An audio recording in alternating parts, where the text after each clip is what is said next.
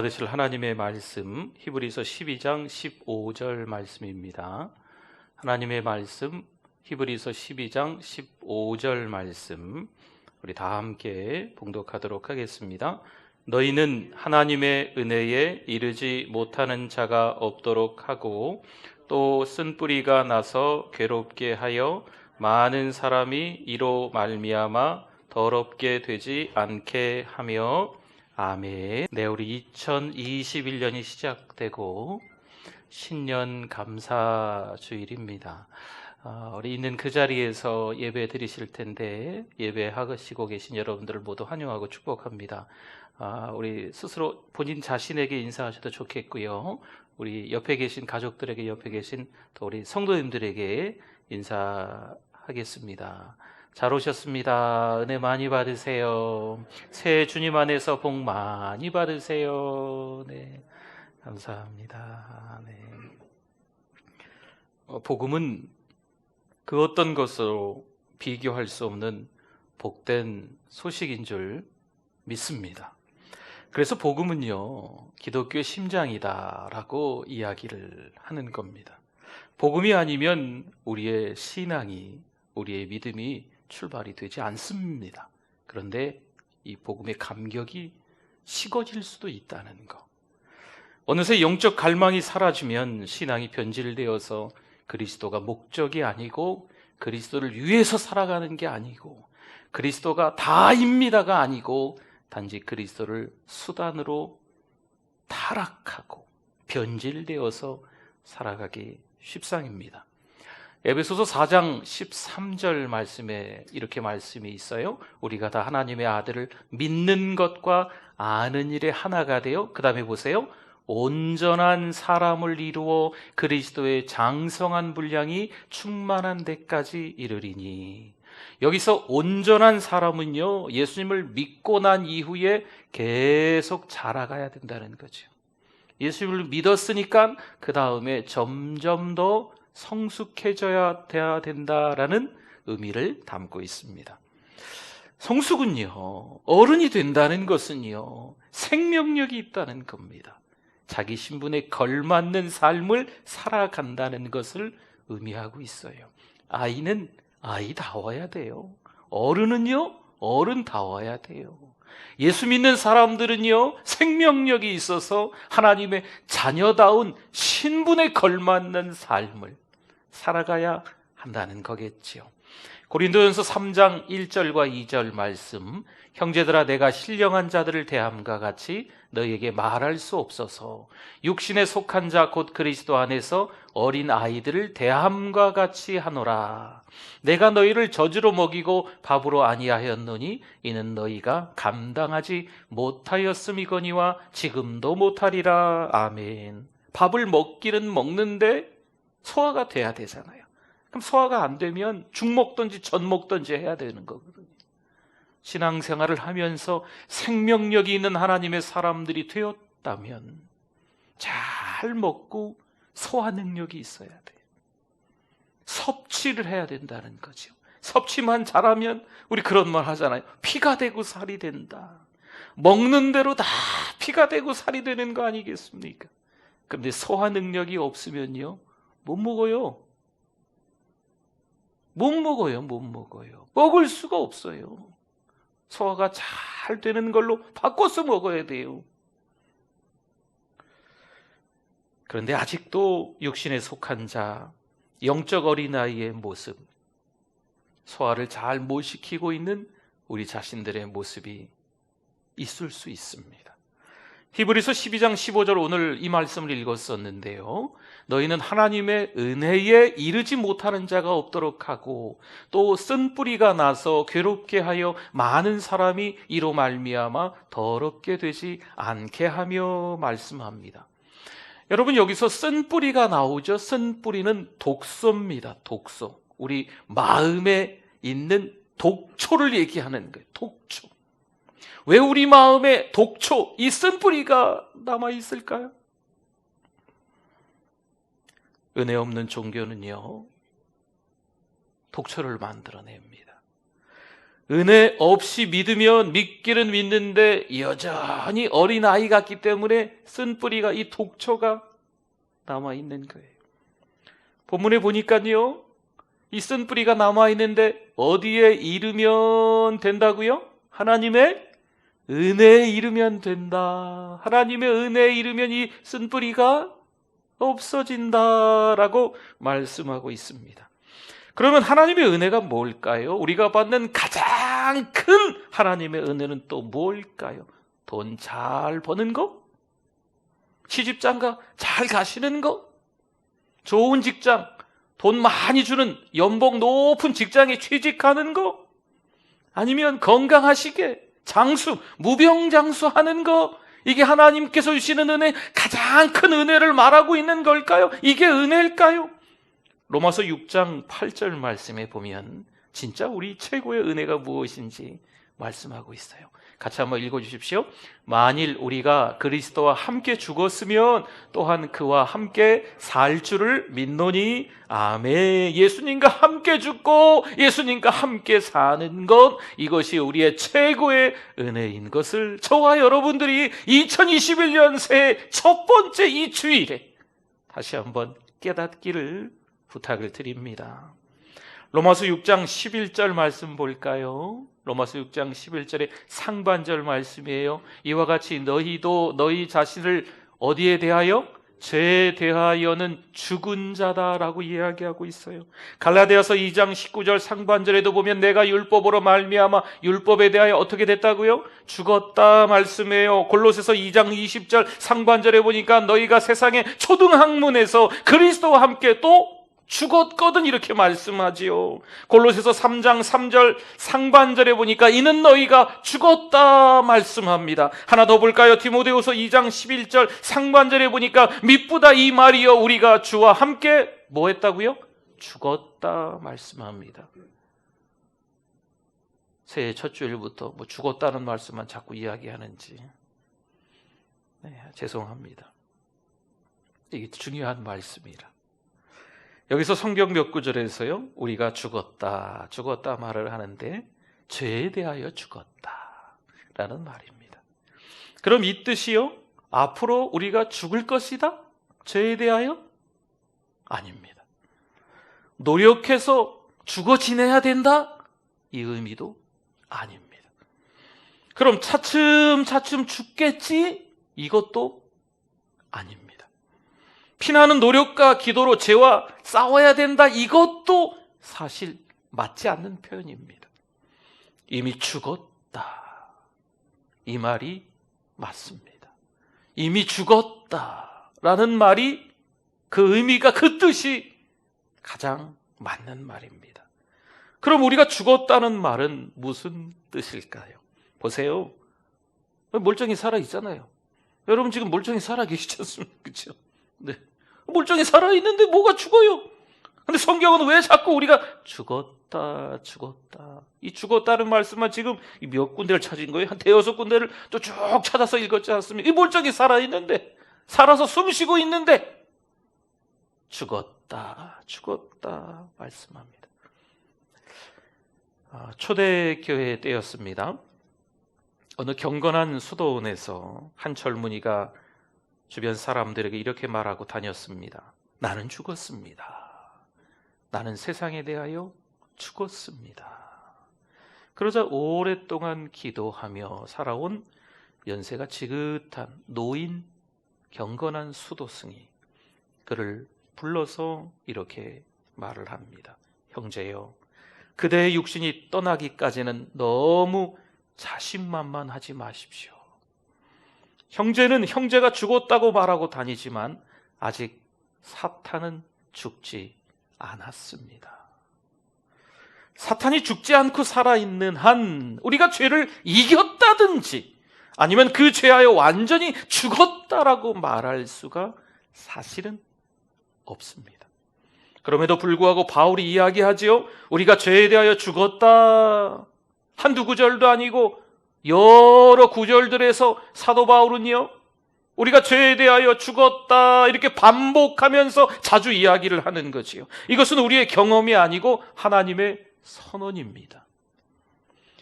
아직도 여전히 우리 마음속에는요, 나쁜 마음, 연약한 양심, 악한 행실이 그대로 남아있는 거죠. 죽어요? 뭘 죽어요? 난 죽지 않았어요. 아직도 죽지 않았어요. 조금도 변하지 않았는데, 난 안 죽었는데 성경이 나에게 말하는 거예요. 넌 죽었다. 로마서 6장 10절과 11절에 이렇게 말씀합니다. 그가 죽으심은 죄에 대하여 단번에 죽으심이요, 그가 살아계심은 하나님께 대하여 살아계심이니, 이와 같이 너희도 너희 자신을 죄에 대하여는 죽은 자요, 그리스도 예수 안에서 하나님께 대하여는 어떻게 해요? 살아있는 자로 여길지어다. 아멘. 여러분, 이 말씀을요, 죄에 대해 죽었다, 이 말씀을 좀 제발 이해 좀 해주세요 라는 표현이 아니에요. 이것은요, 그냥 받아들이는 거예요.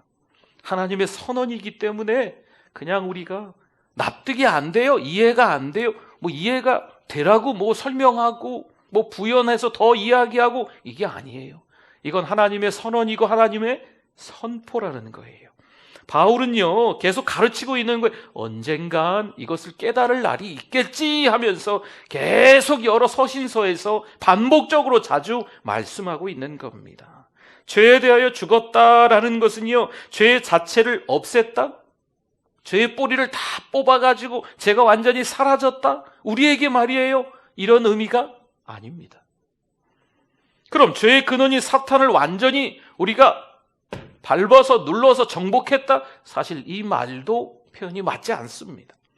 죄 자체가 없어진 것이 아니라 죄가 우리를 더 이상 지배하지 못하게 되었다라는 말입니다. 요한일서 3장 9절 말씀을 볼까요? 같이 한번 이 말씀을 읽어주십시오. 하나님께로부터 난 자마다 죄를 짓지 아니하나니 이는 하나님의 씨가 그의 속에 거함이요 그도 범죄하지 못하는 것은 하나님께로부터 났음이라. 아멘. 죄로부터의 자유가 아니라 죄의 지배, 죄의 그 세력으로부터의 자유를 이야기하고 있는 거예요. 우리 요한일서 지금 3장 9절을 봤잖아요. 사도 요한도 지금 마찬가지 이야기를 하고 있는 거예요. 사도 바울처럼 하나님의 자녀가 죄짓지 않는다고 말하는 것은 우리에게 죄지을 어떤 욕망이나 유혹조차 완전히 없어졌다라는 것이 아닙니다. 이 말씀이 지금 어려우시면 우리 자신을 스스로 생각해 보세요. 내가 예수 믿는다고 다짐했지 않습니까? 주를 위해서 살겠다고 그 부르심의 사명자가 됐지 않습니까? 그럼에도 불구하고 여전히 우리는 죄의 유혹에 껄떡껄떡거리면서 넘어가고, 사단 마귀가 함정 파놓으면 빠지지 말아야 되는데 그때 또 확 빠져가지고 뭐 팔자가 어떠려니 하면서 예수 믿는 사람인데 뭐 포기하고 절망하려고 하는 모습들이, 그 죄 유혹에 넘어가고 그 죄의 힘에, 그 세력에 쩔쩔매는 모습들이 있잖아요. 죄는요, 그대로 있는데 그 죄가 우리를 다스리지 못하게 되었다라는 거죠. 여전히 우리에겐 죄가 있어요. 마틴 로이드 존스 목사님께서 말씀을 전하는 가운데 이런 예화를 하셨습니다. 등산객이 등산을 하는 거죠. 아주 높고 험한 산을 오르는 겁니다. 근데 어느 정도 그 높고 험한 산을 다 올랐어요. 이제 한 3분의 2가량 다 올라간 거죠. 그래서 고개를 살짝 들어보니까 저기가 정상이구나.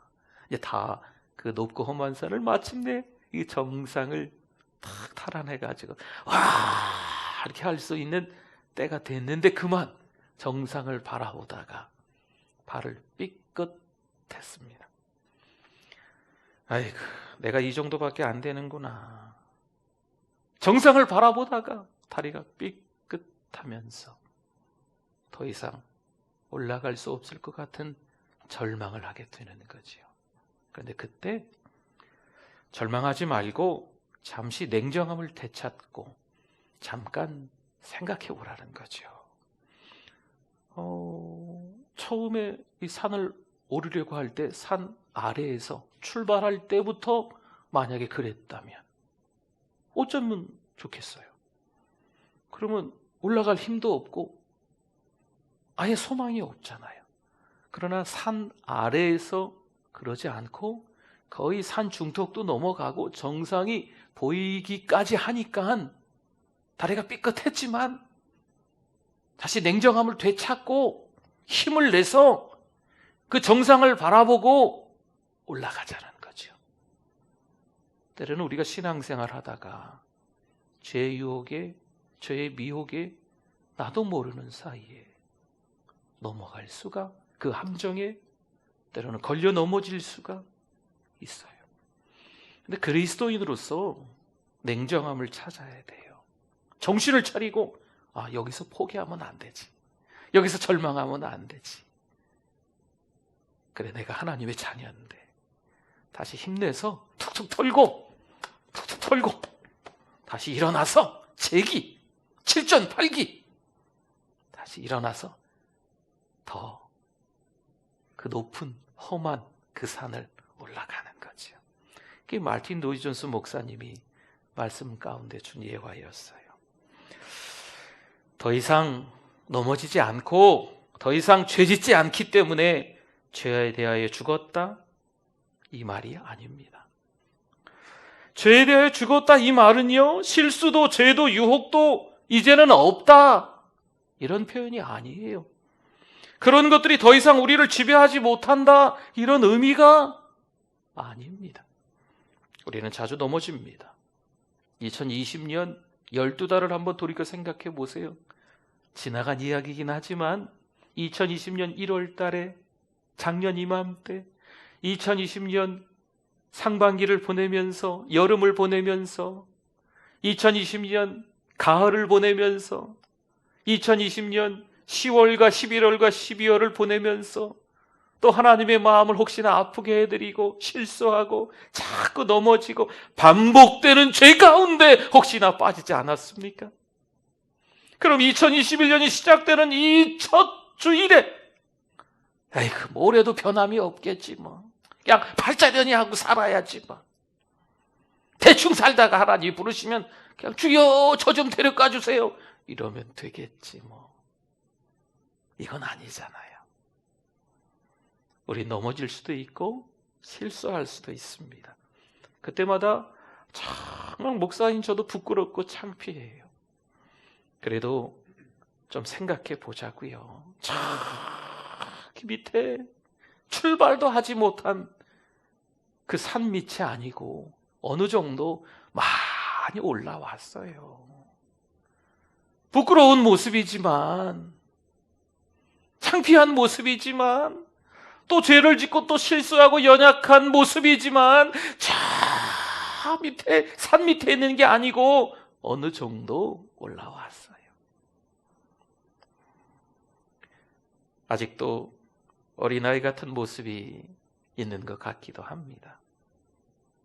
어린아이 같은 모습을 자꾸 버려야 온전한 사람, 성숙한 사람이 된다고 하는데, 자꾸 어른처럼 보이다가도 애처럼 보이기도 하고, 어른 생각하기도 하다가도 애들 같은 생각이 자꾸 들기도 하고, 사랑해야지, 모두를 품어야지라는 생각이 있다가도 어느 날은 누가 너무 얄밉고 이런 마음도 드는 게 우리들이라는 거죠. 그래도 저 산 밑에 있는 게 아니고 어느 정도 올라왔잖아요. 몇 년 전보다는 조금 더 우리의 신앙이 성숙해지지 않았나요?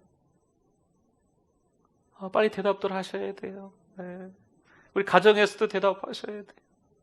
10년 전보다는 올해가, 혹시 작년보다는 올해가 더 우리의 믿음의 키가 더 자라야 될 줄 믿습니다.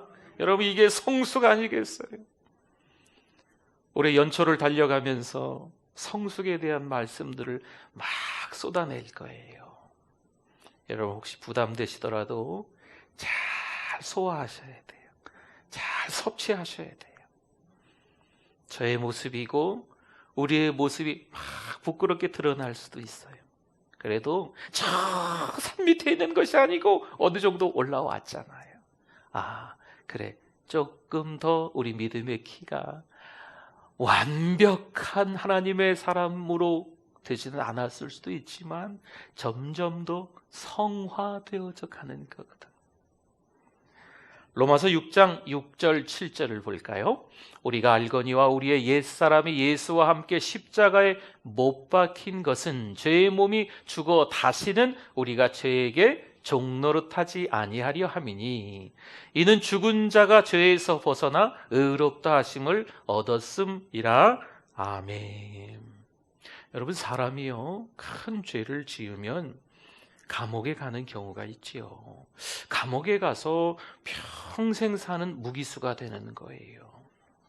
뭐 이래저래 실수하고 잘못해서 잠깐 들어갔다 나오시는 분도 있지만 오래 큰 죄 때문에 무기수라고 하죠. 무기수. 평생 감옥에 있어야 되는 분들도 있어요. 무기수로 감옥에 있어도요, 죄에 대한 생각, 미운 생각, 죄의 유혹이 있습니다. 그렇잖아요. 그러나 감옥에 갇혀 있기 때문에 행동으로 죄를 지을 수는 없습니다. 육신은 살아있지만 자아는 이미 죽었다는 거지요. 여전히 죄 속에 살지만 죄가 그를 지배하지 못합니다. 여전히 죄의 욕구가 있지요.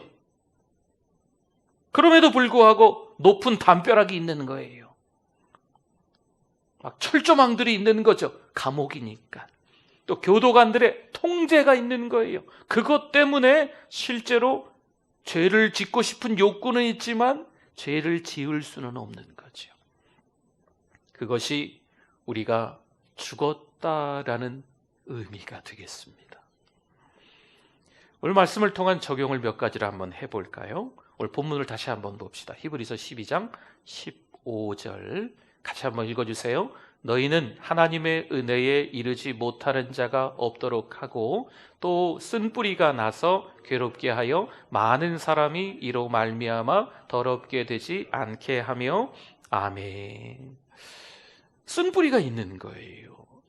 예수님을 믿는데도 여전히 쓴뿌리가. 그 어디에 이르러야 돼요? 하나님의 은혜에 이르러야 이 독초가 쓴뿌리가 없어지는 거죠.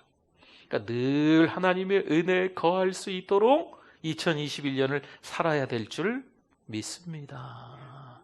아멘. 아멘. 네. 로마서 5장 1절 2절 말씀 같이 또 한번 읽어봅시다.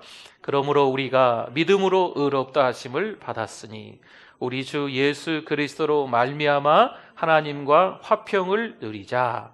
또한 그로 말미암아 우리가 믿음으로 서 있는 이 은혜에 들어감을 얻었으며 하나님의 영광을 바라고 즐거워하느니라. 아멘. 우리가 하나님의 자녀니까요, 집중력을 발휘해야 돼요. 방향을 정하고, 방향은 예수 그리스도 푯대죠. 푯대 예수 그리스도를 바라보고 방향을 딱 정하고 집중력, 영적 집중력을 발휘해서 어떠한 상황과 환경에서도 나는 누구만 바라보겠다? 하나님만 바라보겠다. 예수님만 바라보겠다. 십자가만 바라보겠다. 집중을 해야 돼요. 상황이 안 좋아졌다고, 갑작스럽게 고난이 닥쳤다고 샬롬이 사라지면 안 돼요. 하나님과 화평을 누려야 됩니다. 하나님과 화평을 즐겨야 된다는 거죠. 그런데 힘들고 어려운 일이 생겼다고 에휴 뭐 어떻게 하면 좋겠어. 그냥 땅이 꺼져. 네. 이러면 안 되겠죠. 하나님과 화평을 누릴 수 있는 2021년 되실 수 있기를 바랍니다. 죄 자체가 없어진 게 아니에요. 그런데 죄가 우리를 지배하지 못하게 됐어요. 더 자세한 이유는 다음 주에 또 더 이어서 은혜를 좀 나눌 거거든요. 요한복음 16장 33절 한 구절만 더 볼까요? 같이 한번 읽어보겠습니다. 이것을 너희에게 이르는 것은 너희로 내 안에서 평안을 누리게 하려 함이라. 세상에서는 너희가 환난을 당하나 담대하라. 내가 세상을 이기었노라. 아멘. 보세요. 세상에서는 너희가 뭘 당하나? 예수님께서 아예 우리에게 말씀해 주셨어요. 여러분, 세상이 그렇게 호락호락하지 않습니다. 사단 마귀를 완전히 우리가 정복한 게 아니에요. 물론 사단 마귀가 우리를 힘들게 유혹하고 미혹하는 게 있는데 그건 실제가 아닙니다. 두려움만 주는 거예요. 사단 마귀가 우리에게 할 수 있는 건 우리가 하나님의 자녀다라는 정체성을 잃어버리게 만드는 거. 근데 그게 두려움만 주면서 그것을 잃어버리게 만드는 거예요. 불안한 마음, 걱정하는 마음, 염려하는 마음만 자꾸 주는 거죠. 세상이 우리에게 환난을 주는 것처럼 보여도 여러분, 우리가 주님이 오늘 16장 33절에 말씀하는 것처럼 뭐하라? 담대하라. 할렐루야. 2021년 이제 첫 출발입니다. 성경에서 사도 바울이 많은 교회들에게 편지를 썼지요. 사도 바울의 서신서를 보면 13개쯤 돼요. 근데 그 말씀 속에서 사도 바울이 자주 하는 말씀들이 있어요. In Christ, 주님 안에서, 그리스도 예수 안에서. 이 말씀을 아주 반복적으로 사도 바울이 자주 해요. 왜 하는지 아세요? 중요한 말씀을 하기에 앞서서 그 말씀이 들어가 있어요. 주님 안에서 어떻게 해야 된다. 주님 안에서 어떻게 해야 된다.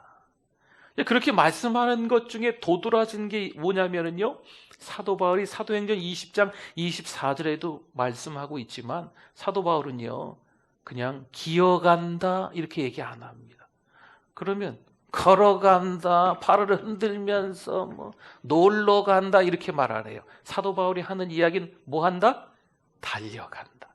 사도 바울은 늘 달려간다 이야기예요. 저와 여러분이 2021년 달려가야 될 줄 믿습니다. 네. 세상이 우리를 쫓아오지만, 환난이, 핍박이, 고난이 우리를 쫓아오지만, 우리를 추격하지만 우리는 주님만 바라보고 집중하면서 달려가는 거예요. 교회는요 사실 공동체잖아요. 이 교회의 힘은요 모여 있는 게 파워고 능력이에요. 요즘에 우리가 못 모여요. 이게 지금 웃어야 될지 울어야 될지. 모이는 게 교회는 능력이고 힘이 나오는 거거든요. 근데 우리가 못 모여요.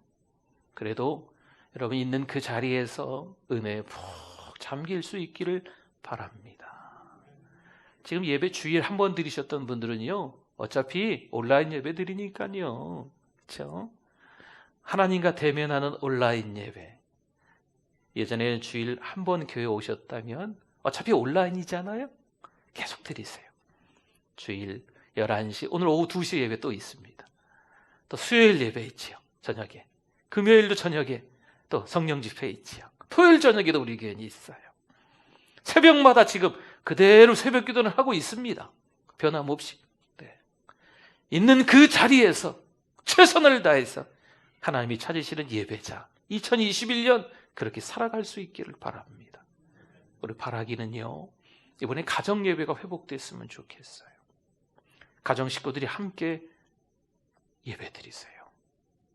누구는 사정이 있어서 교회 못 오시고, 누구는 어떻게 돼서 예배 드릴 수 없고, 공부해야 되니까 교회 못 오고, 이런 자녀, 이런 가족들이 있었다면 이번에 예배 드리는 그 시간에 집에서 예배 드리니까. 그렇죠? 요즘 TV에서도 유튜브가 되더라고요. TV 켜놓고 유튜브로, 큰 화면으로, 아니면 컴퓨터나 핸드폰을 이렇게 해가지고 틀어놓고 깨끗하게 옷을 입고, 가능하면 머리도 2대8로 저처럼 쫙 해. 2대8이 안 되시면 이렇게 빗질 잘 하시고, 수염도 잘 이렇게 좀 다듬으시고, 양말도 좀 신으시고, 그 자리에서 예배를 가족이 함께 드리는 거죠. 여러분, 지금의 이 시대가 참 어려운 시대지만 예전에 영적 부흥이 도래했던 그 시대를 살펴보면 예배를 잘 드렸어요. 그게 첫 번째 강점이었어요. 두 번째 강점은 물론 하나님의 말씀도 잘 듣고 기도도 잘하는 것도 강점 중에 강점이지만 찬양이었습니다. 찬양. 지금 찬양을 할 수 없는 것처럼 마스크를 다 쓰고 계시지만 그래도 찬양 많이 하세요. 찬양 많이 들으십시오. 예전에는요, 사실 더 예전에는 성경을 목회자들만 봤잖아요.